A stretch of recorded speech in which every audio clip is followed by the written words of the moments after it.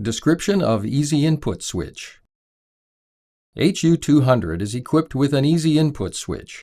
After completing the teaching with the Easy Positioning System, the coordinate is automatically input to the tablet simply by pressing the Easy Input switch.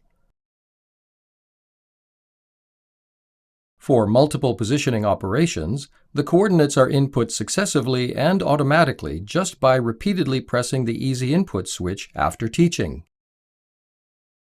You can just input the coordinate at first and then later set detailed soldering conditions individually.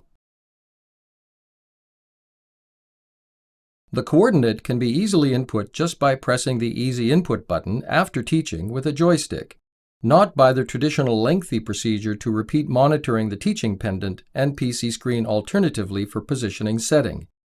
For multiple points, the setting is also enabled in a short time.